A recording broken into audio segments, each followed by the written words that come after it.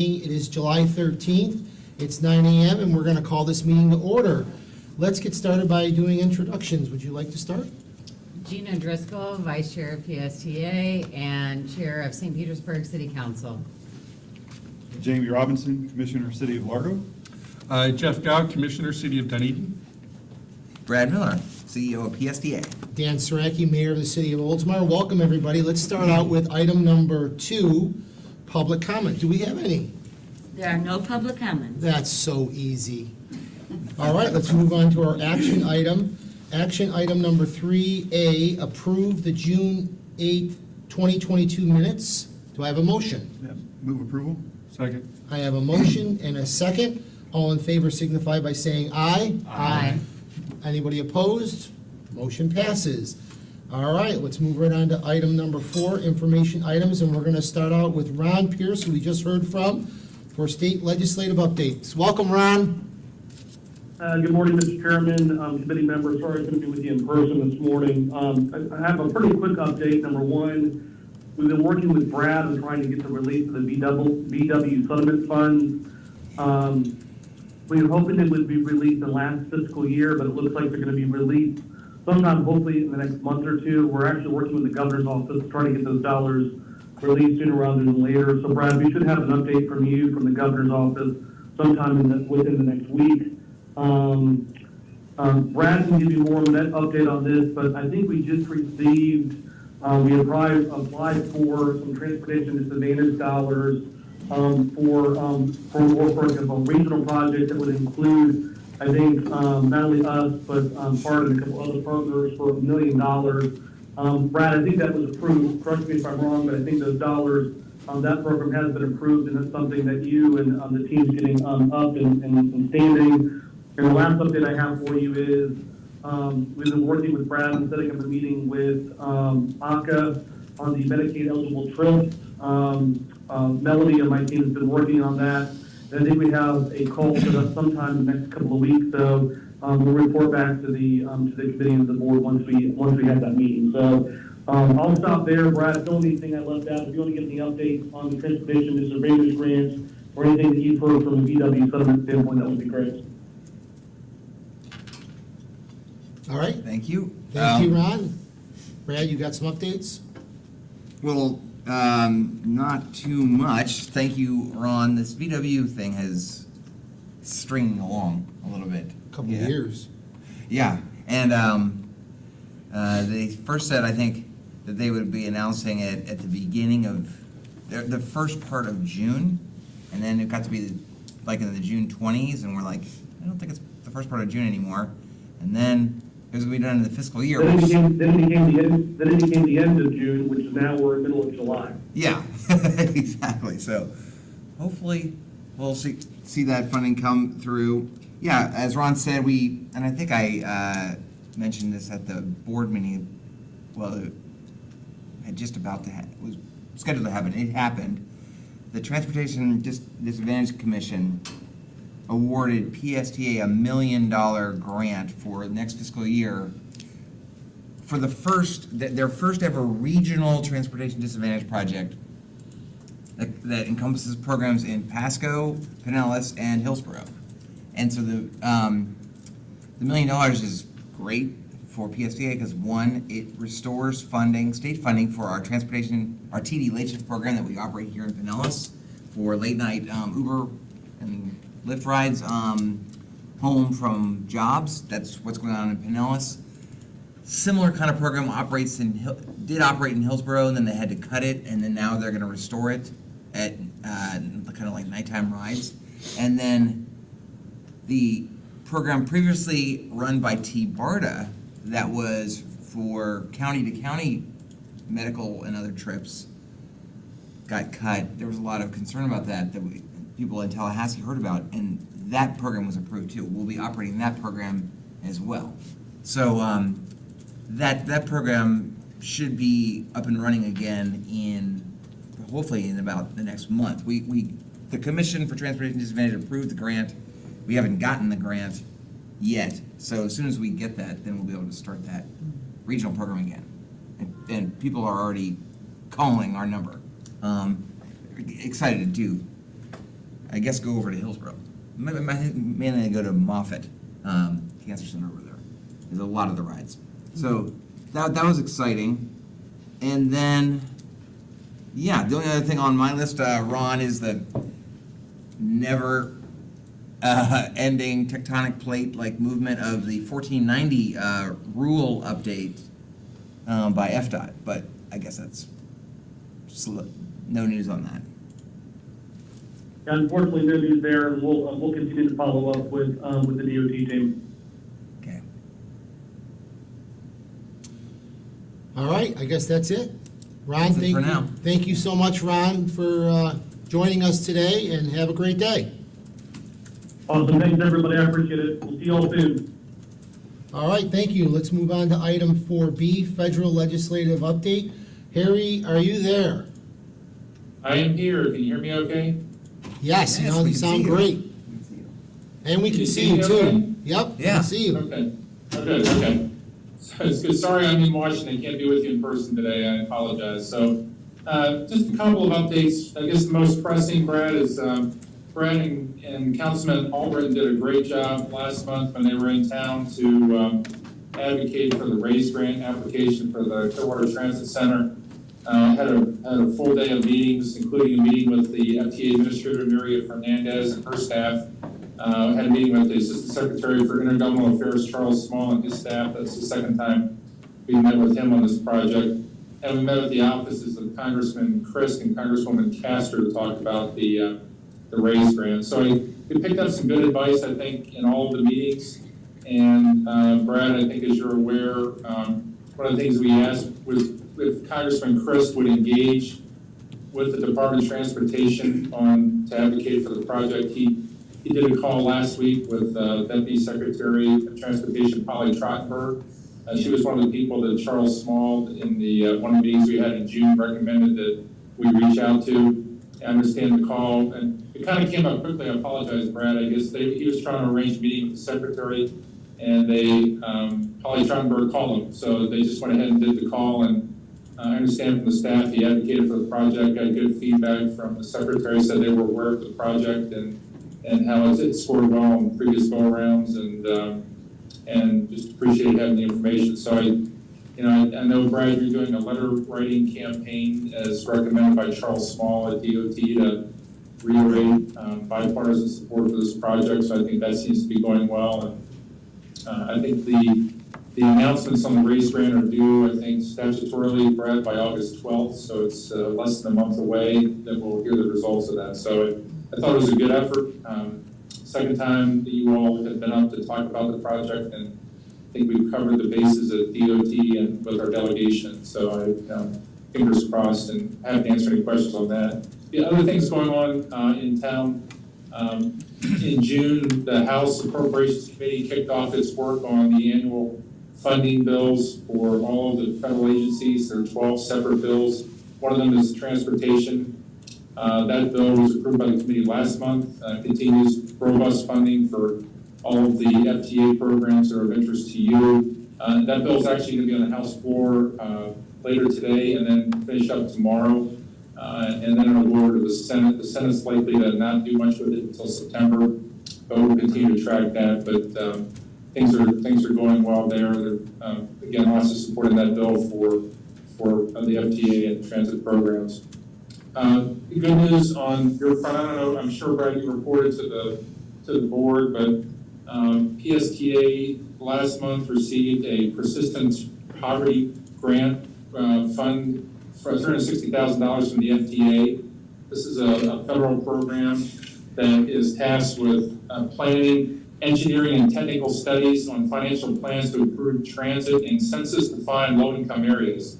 So this is the idea of trying to provide better transportation services to residents in underserved communities. And so I know, Brad, the PSTA was the only transit agency in Florida to receive a grant, one of only 40 across the country. So kudos to Brad and the staff for preparing a great application. We've been tracking that one for several months. It was due out to be announced in February, then March, then April, and May, and then finally in June. But it was worth the wait, so congratulations on that. you know, just as a reminder that the staff has been doing a great job there at PST on grant writing. If you remember in March, PST received a bus and bus facilities grant from FTA for $18.4 million, the second largest in the country and the only one in Florida. So Brad and his staff continue to do a tremendous job on grant writing and proposals. On the grant front, just the other day, the FTA announced the notice of funding opportunity for the ferry grant program this year. I know that has been an interest to PST and to the community at large. It's broken into 3 different programs this year. One is the traditional ferry grant program, which would be for the purchase of ferries themselves, docking equipment, and other equipment you may need for facilities landside. It's not for operations, it's only for capital. The funding pool this year is $36.5 million, which is a little bit of an increase over last year. There's a second program for rural ferries, which is funded at $209 million, so substantially more. I think we reported to the board before, Brad, that in one of our meetings in March, we learned that there was a drafting error in the bipartisan infrastructure bill. There was supposed to be parity between the rural and the non-rural ferry grant programs, but somehow the non-rural boost in funding was dropped. Brad, I talked to the committee staff again last week. They're still trying to find a legislative vehicle to fix that inequity so there'd be more money available for non-rural ferry services, but at this point, they haven't fixed it. The third component of the ferry grant program, and I know Cassandra's been looking into, is for low emission ferries. These would be electric or other non-traditionally fueled ferry boats. There's a $49 million pot of funding available for that this year.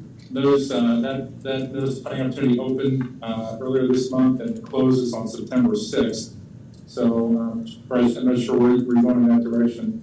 The last thing I wanted to report is that the Senate Banking Committee, which oversees the Federal Transit Administration, actually had a hearing yesterday with the FTA Administrator, Mario Fernandez, who I mentioned we met with back in June. This is the committee that Brad and Commissioner Albritton also met with when they were up in June to talk about some of PSTA's priorities and programs. It was a good hearing yesterday. Maria did a good job. She really emphasized safety. One of the requirements in the bipartisan infrastructure bill is that every transit agency has to set up a safety committee by the end of this month. And she was reporting on the safety and workplace safety for the drivers and other operators is a top priority for the FTA. And I know you all have done great work on that. So that's something she talked about extensively. She also talked about asset management to make sure that recipients of federal dollars are taking care of the assets that they have, so they're not buying more new equipment and new facilities and not taking care of their existing facilities. I know you all have done a good job there. She talked about the importance of linking housing with transit, and that's part of your areas of persistent poverty.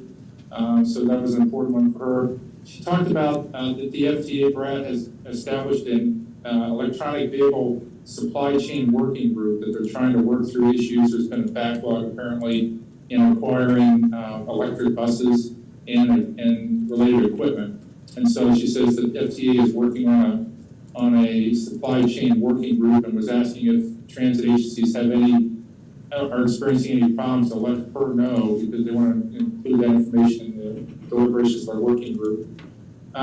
Finally, she did talk about, there was a question came to her from the Senate about potentially giving legislative flexibility to transit agencies to use some either formula funding to offset the increase in fuel prices. And so that would require legislation to do that. She said they wouldn't oppose it. Unclear exactly where that's going to go, but there's some conversation about trying to do something in the appropriations bill this year to provide a little bit more flexibility to transit agencies to try and offset some of their fuel costs. So Brian, I'll let you know when we hear more about that. Brian, I think that pretty well covers it. I'm happy to answer any questions. Thank you, Harry. Any questions by anybody? Yep, Gina? Thank you. Harry, did you say that the notice has already gone out for ferry capital projects, or that it's about to go out? It went out on July 8th. Okay, And the responses are due by September 6th. okay. And then the last thing you said about the allowance for agencies to use funding to offset higher fuel costs, if that doesn't go through, I imagine the workaround would be to apply the funding where we can, where we're allowed to use it, and then look at the bigger picture and see how that can indirectly then free up funding that we have, that would help to offset those fuel costs. So either way, you know, getting some of this funding can help us offset the higher fuel costs. Yeah, exactly. Exactly. So it would be nice if it was direct though, so I'd love for you to keep us posted on that. I will do that. And what I would say is just a caveat, if they're looking to do this in an appropriations bill, it's not likely that the appropriations bills will be finalized for December, so it wouldn't be, there wouldn't be any immediate relief for translations. Now, Brett, they did mention, and Maria Fernandez did mention that, and I don't know if Debbie's on the call or not, but that you could use your COVID relief dollars that you receive to help offset some of the fuel costs. And she mentioned that if that's a problem for transit agencies now, that they, I think, Brad, have the flexibility to use those dollars to help out on fuel costs. Right. Thank you. All right, thank you. Any other questions, guys? All right, Brad, you're up. So just a couple items. First, I don't know, Harry, what do you think the possibility might be of somehow legislatively counting Clearwater Beach as rural? Question. Other, you know, I don't know what, it seemed like they were, when we were in Washington, they were not hopeful of, which I don't understand why, they were not hopeful that they could fix the drafting error on the ferry, on the rural versus the regular pot of money. And Brett, I don't know, I mean, I talked to Jackie the other day about this, and she said they're still trying. I don't know, you know, I think the only vehicle they really had would be to also stick that in an appropriations bill, and I don't know that she's feeling a lot of sympathy from the appropriations committee on that. I guess one of the things we talked about, Brett, when you're up here is, I don't know if there's value in getting a couple of the Florida agencies together. Like, I know Jacksonville has always benefited from the ferry program. You know, any of the Florida transit groups, obviously Hart and Tampa is interested in this. I don't know if we could draw together a Florida letter to talk about this, and we could get it to somebody like Mario Diaz-Balart to see if there would be some relief available. He is the ranking Republican on the House Transportation Appropriations Committee, so I mean, maybe trying to do something like that to talk about the importance of this to Florida and trying to make sure there's a better split between rural and non-rural ferry services. I don't. That's a good idea. Just to put, yeah. So on that, I know, you know, the notice of funding for ferry capital investment came out last week. And as the committee might recall, a year ago, we sort of withheld our application for Clearwater Ferry capital investment to allow there to be just one application from the region for a new boat for the Cross Bay Ferry.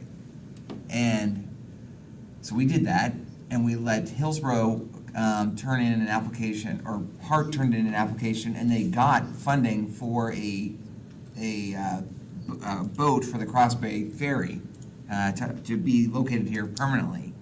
So this year is our year to apply, although Cassandra and I have been talking about if we don't have any security of the operating funds from Pinellas County and Dunedin and Clearwater to operate the Clearwater Ferry, we're not sure if it's worth applying for the ferry.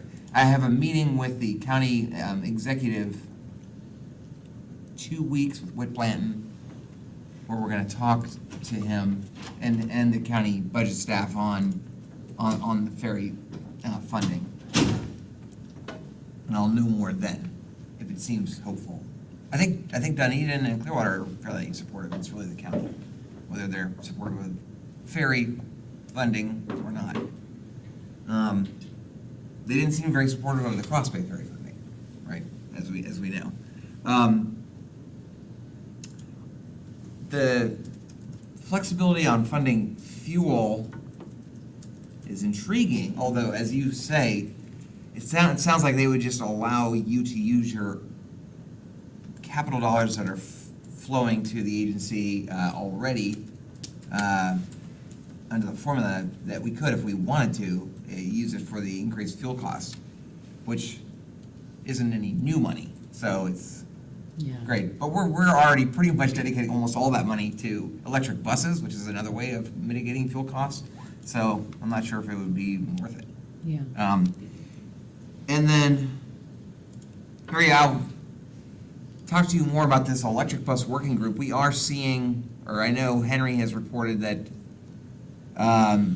our electric buses are, I don't know if I would call them delayed because they haven't even started. There's a long lead time now on these electric buses.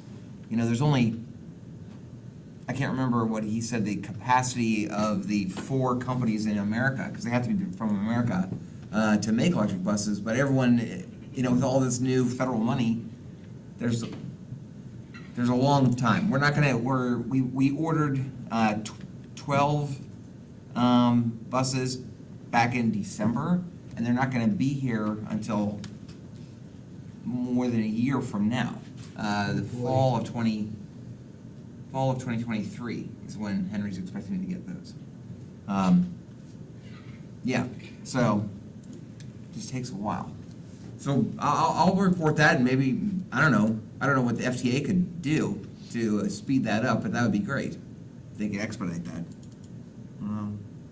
So thanks. Oh, and then my final question to Harry, I don't know if you have any opinion on this, but, you know, we're very grateful to Congressman Christ for including, once again, our project, a piece of our electrification project in as an earmark, whenever that might get approved by Congress. Do you know what the potential for earmarks either going away or changing if there's a change in either the House or the Senate? You know, every time you go to an event with the appropriators, we always ask that question. And the House Republicans who are on the Appropriations Committee continue to say that they've talked to Kevin McCarthy, who would be the prospective Speaker of the House if the Republicans take back the House. And he tells them he will continue to support the earmark program. He believes that it's been much more transparent than it was the last time around 10 years ago. And about 40% of the Republicans in the House have requested earmarks, including I think 16 in the second session of this Congress who didn't ask for earmarks in the first session, but they did in the second session. So I think it's gaining popularity. I think the bigger risk is probably on the Senate side. Only 16 Republicans out of the 50 asked for earmarks in the Senate. Neither of Florida's senators did. Several of the current members of the Senate Appropriations Committee who are Republicans are retiring, and so they're likely to be replaced by senators who at least publicly say they don't support earmarks. So I think there's a bigger risk that they could go away in the Senate. But I was at a meeting with the Senate yesterday, and they claim that they're likely to keep them. So at this point, I think, Brad, it's probably a good chance that they remain. But again, you know, that's a decision to be made next year, so we'll have to monitor that. Hey, Brad, can I go back to two more items? You mentioned the electric buses. There was a provision, I'll send it to you, Brad, in the House Transportation Appropriations Bill that urges FTA to work with states to set up state schedules for the purchases of electric buses and equipment. So I thought it might be something that we want to talk to the committee staff and tell them what you've done for the state, the PSTA, you all taking the lead on. on setting up a state buying plan for electric buses, if I understand that correctly. So this language encourages FTA to work with the states, but also to schedule webinars and stakeholder events to help set up these larger buying plans. So that might be something we want to talk to the FTA and to the committee about, to talk about PSTA's leadership on this issue. The other thing I'd mention is, I forgot to mention when we did our round of meetings in June with Brad and Commissioner Albert, and we also extended invitations to the Secretary of Transportation and Nuria Fernandez, the FTA administrator, to the opening of the Sunrunner project. But Brad, I think we probably need to alert them that you've moved the date from September to October, just so they get the right date on their calendar. Is that correct? That's correct, yes. A little later on this morning, we're gonna have a big reveal of our grand opening of the first rapid transit Sunrunner. That was secretly included in 2 letters invited to Pete Buttigieg and Nuria Fernandez previously, but it had the wrong date. So later today, I'll send Charles Small, I guess, and Nuria Fernandez a revised letter, a revised invite. If that's what you think is appropriate, Harry. Yeah, I think that'd be good. I think Okay. that'd be good. And then I forgot to mention, and I want to thank, I think, several of the committee members and the PSTA board members for turning in a letter. You're getting points according to the little Charles Small rubric of point scores. And thank you finally, Congressman Christ, for making a phone call. That's worth hopefully 100 points. I don't know. It's like a fantasy football. And Mayor Saraki, yours is worth 200 points. I hope. And then, yeah, as Harry said, at least the information we got was that this assistant, the number 2 secretary, this Polly Trottenberg person, is the number 1 person on the RAISE grant hierarchy of people, of deciders, as George W. Bush would say. So hey, that's a positive sign. There's another little good news, little nugget I heard. I mean, I'm assuming this is good news, Harry, that on the day that Congressman Chris talked to Polly Trottenberg, Abhishek, is he here?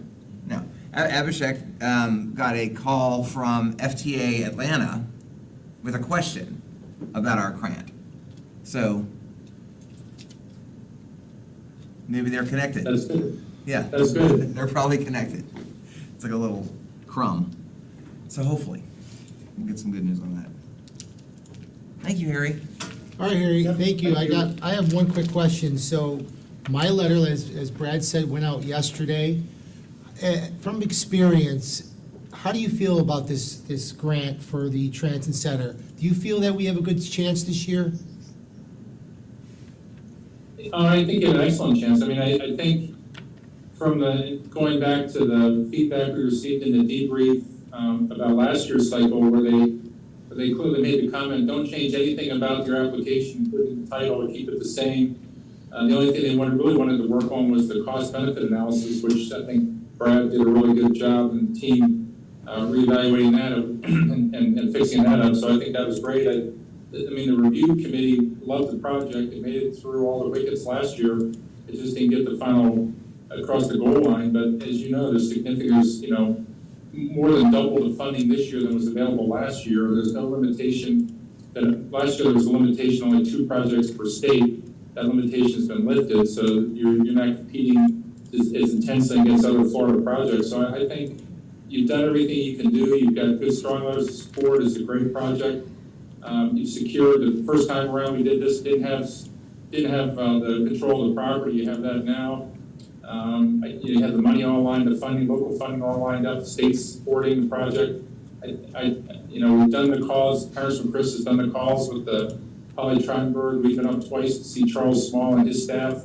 You guys doing a great letter writing campaign. Brad, I don't know what else we could do. I think it's a great project and feel very optimistic about it. Great, thank you for that update. That's exactly what I wanted to hear. All right, anything else? Any other questions? Harry, thank you so much. Have a great day. Enjoy the weather up there in DC. All right, thank you. All right, let's move on to item 5, other business. Brad? Any other business?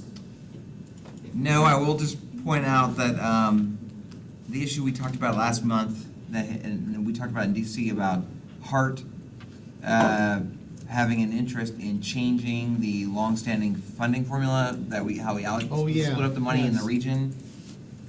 It's still high on their list. I had a call with their executive who yesterday only wanted to talk about that, and I didn't really talk about it.